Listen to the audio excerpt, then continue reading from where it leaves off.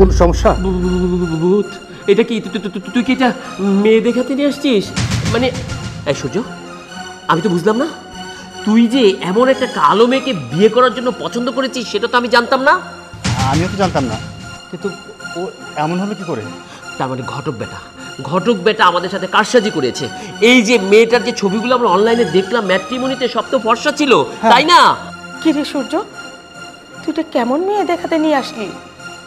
এটা কি মেয়ে নাকি অমাবস্যার অন্ধকার? আমার তো এখনই ভয় লাগছে।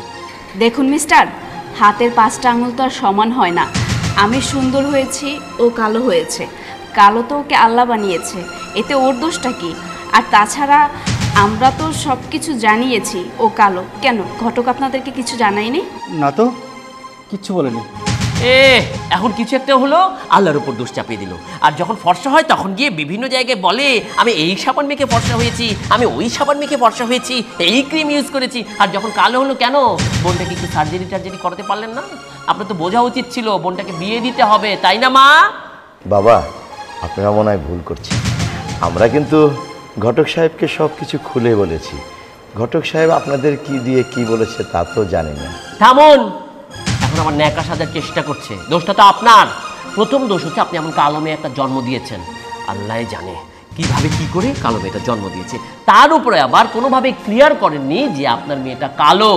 আপনাদের নিশ্চয়ই ওই বায়োডাটার মধ্যে লিখে দেওয়া উচিত ছিল কালো। আর এই মেয়ে, এই তোমাকেও বলছি, তুমি যে একটা কালো কুৎসিত একেবারে আলকাত্রার মতো কালো, তোমার কি তোমার ফেসবুকে লিখে দেওয়া উচিত ছিল না?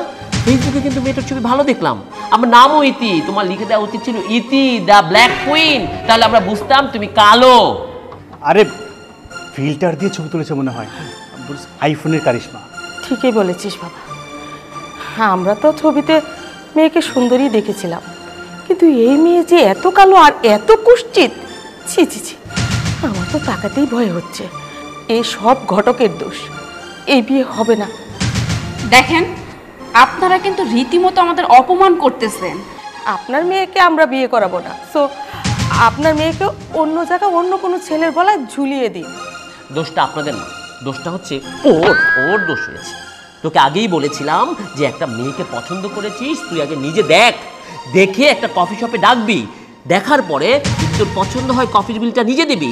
আর যদি দেখতি আমার একটা কালো মেয়ে, কফির বিলটা তুই না দিয়ে চলে যেতি, তখনই ও বুঝতো ওকে তোর পছন্দ হয়নি। বাবা, এইভাবে আমাদেরকে অপমান না করলে কি হতো না? আমি কালো মেয়ে জন্ম দিয়েছি বলে কি এভাবে অপমান করতে হবে? আর বাবা, একটা মানুষ যদি কালো হয় তাহলে কি সেই মানুষটা খারাপ হয়ে যায়? হয় না। তার মনটা যদি ভালো থাকে তাহলে উপরের গায়ের রং কালো হোক বা ফর্সা হোক, ওতে কিছু যায় আসে না। দেখতে হয় সেই মানুষটার মন, সেই মানুষটা কেমন। বলছিলাম কি বাবা, ওনার তো আবার বাড়িঘরের অবস্থা খুবই ভালো, তাই বলছিলাম এই যে পাশের মেয়েটা দেখতে শুনতে মাশাল্লাহ খুবই সুন্দরী, এসেই যখন পড়েছি আত্মীয়টা না হয় ওখানেই করে যাই। হ্যাঁ মা, তুমি ঠিকই বলেছো। পাশের মেয়েটাকে দেখে আমারও পছন্দ হয়েছে, ইচ্ছে করছে নিজেই বিয়ে করে ফেলি। না, দেখুন চাচাজি, আপনার বাড়িতে যেহেতু চলে এসেছি আর আপনার আমাদের সমকক্ষ, এক কাজ করুন না, আপনার এই পাশে যে মেয়েটি বসে আছে এই মেয়েটিকে আমার ভাইয়ের সাথে বিয়ে দিয়ে দিন। না বাবা, আমার ওই মেয়ের তো বিয়ে হয়ে গেছে। আমার ওই মেয়ের জামাই সুইজারল্যান্ড থাকে। তাহলে চলে যাই, এখানে বসে থেকে আর লাভ কি? শুধু রিক্সা ভাড়াটা খরচ হলো, গাড়িটা তো গ্যারেজে ফেলে রেখেছিস কবে থেকে, টাকার জন্য গাড়িটা আনতে পারছিস না। রিক্সায় 3 জন বসে এসেছি, কতটা কষ্ট হয়েছে তোর জানিস? আমার কিন্তু তোর উপরের দিকে বসতে হয়েছে। এবার বোঝ আমার এদিকের অবস্থা কি হয়েছে। চুপিট করতে পার, চুপ। শুনুন, আমরা চলে যাচ্ছি, তবে এই ধরনের লোক ঠকানোর ব্যবসা কমিয়ে দিন।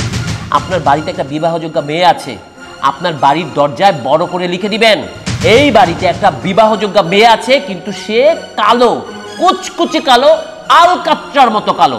চল। শুনুন, কোথায় যাচ্ছেন আপনারা? চলে যাচ্ছি। এখানে বসে থেকে কি করব? আলকাত্রার দাম দেখবো নাকি? হ্যাঁ, আলকাত্রা। যান, রাস্তায় গিয়ে ফেলিয়ে পড়ে থাকুন, সবাই বুলডোজার চালিয়ে দিবে, রাস্তা বিটুমিন দিয়ে একদম ঢালাই হয়ে যাবে। আমরা সুন্দরী মেয়ে চাই, বুঝেছেন? আপু, তোর ওড়নাটা একটু দে তো।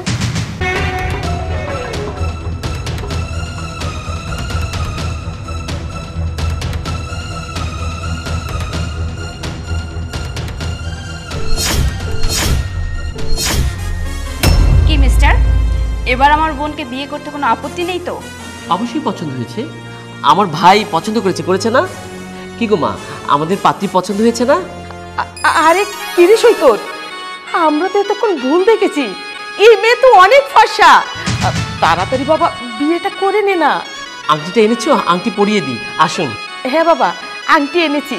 দাঁড়ান, আপনারা চাইলেই তো হবে না। আমি এই বিয়েতে রাজি না। শুনুন, এতক্ষণ আসলে আমি আপনাদের একটা পরীক্ষা নিচ্ছিলাম। আসলে আমি চাইতাম যে আমাকে যে বিয়ে করবে সে আমি যেভাবে আছি, যে অবস্থাতে আছি তা দেখেই যেন সে আমাকে বিয়ে করে, সে যেন আমার মনটা দেখে আমাকে বিয়ে করে।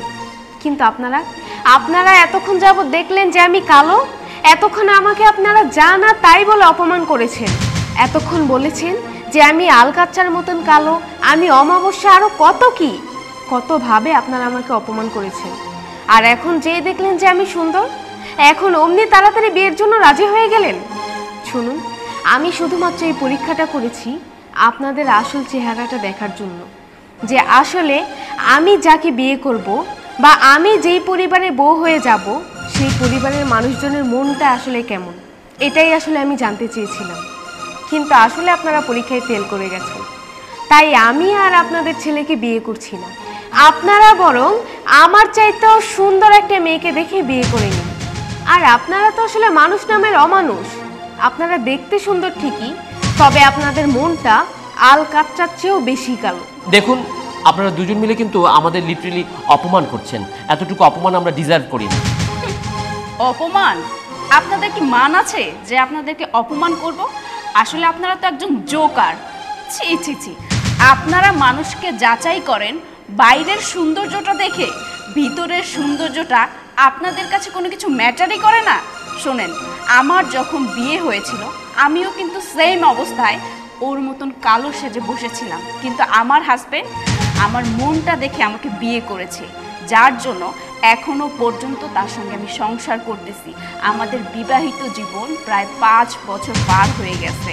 আমরা 5 বছর যাবৎ এখনো কিন্তু সংসার করে যাচ্ছি। শোনেন, বিশ্বের অনেক দেশেই অনেক কালো আছে, কই তাদের মধ্যে তো হীনমন্যতা নেই। আমাদের এই দেশেই যত রং নিয়ে যত কথা। শোনেন, আপনারা ভালোই ভালো এখান থেকে বেরিয়ে যান। আপনাদের সঙ্গে আমার বোনকে বিয়ে দিব না, কারণ আপনারা হচ্ছেন লোভী। আপনারা চিন্তা করেছিলেন এই বাড়িতে যদি আপনাদের ছেলেকে বিয়ে দিতে পারেন তাহলে এই বাড়ির অর্থ সম্পদ আপনারা হাতিয়ে নিতে পারবেন। এই জন্য কোনো লোভীর সঙ্গে আমার বোনকে বিয়ে দিব না। আপনারা আপনাদের মতন একটা মেয়েকে খুঁজে বিয়ে করে নেবেন। যান, এবার আসতে পারেন। চলো মা, এখানে বসে থেকে আর অপমানিত হওয়ার কোনো ইচ্ছেই নেই। এখন আবার রিক্সা করে বাড়ি ফিরতে হবে। চলো। চল। আর হ্যাঁ, তোমাদের বাড়ির দরজায় কিন্তু একটা লেমপ্লেট দিও। সেই লেমপ্লেটে লিখে দিও যে এই বাড়ির মানুষগুলো খুব সুন্দর, কিন্তু তাদের মন কালো আলকাতরার মতো নোংরা। চল। আমি